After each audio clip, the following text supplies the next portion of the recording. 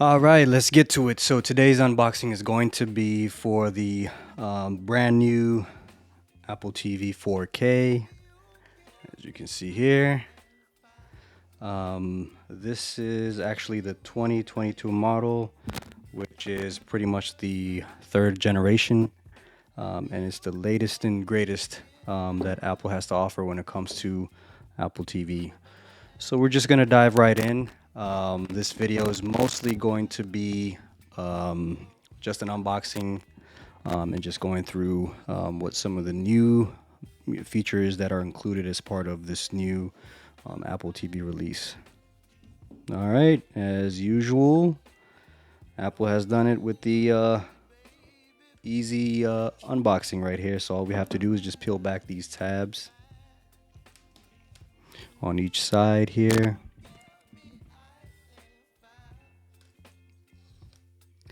All right, and all we have to do is just lift up the top here. So no more having to peel back plastic and all that. So, all right, we'll just toss these to the side.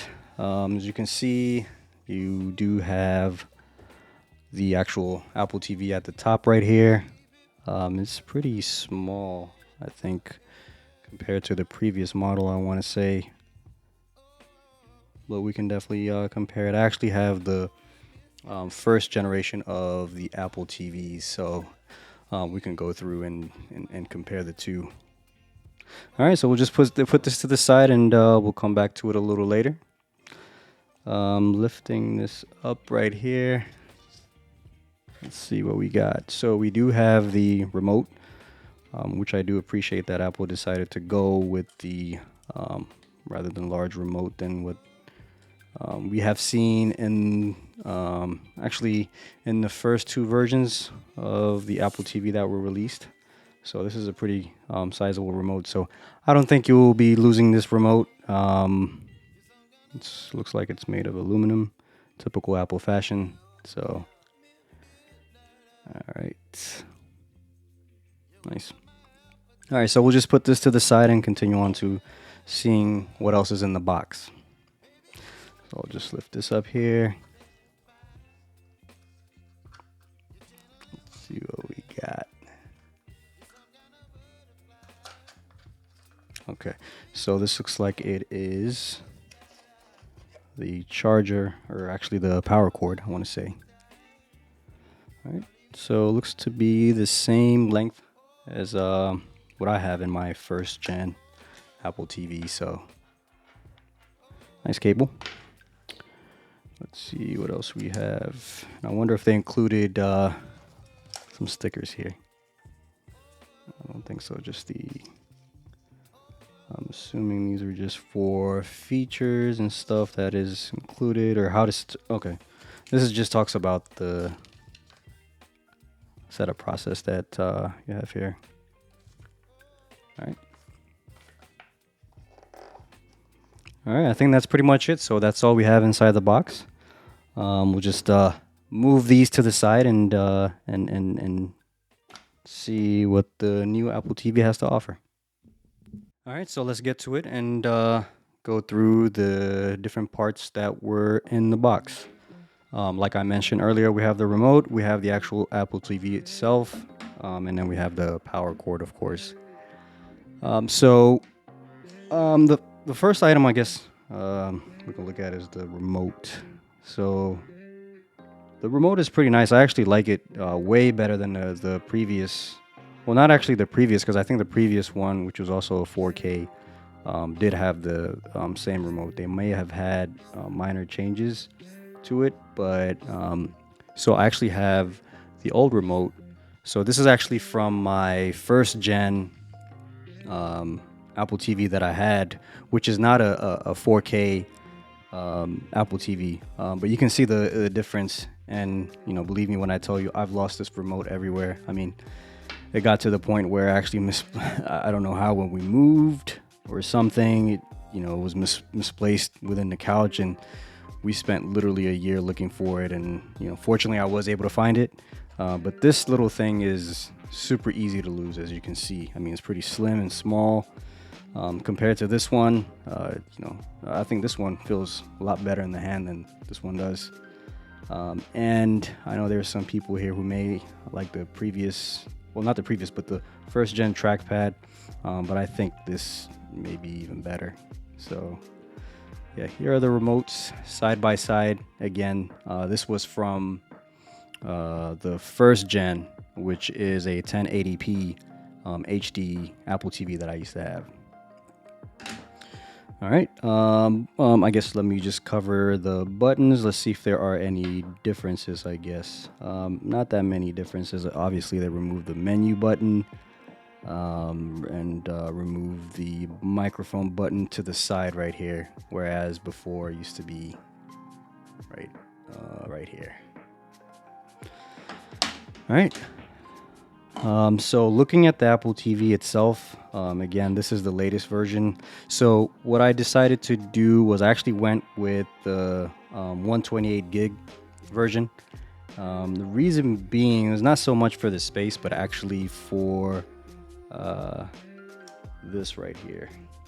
So if we just unwrap this, you can see you have, I don't know how difficult it is to see, but we have an Ethernet port right here. So it might be a little because of the glare.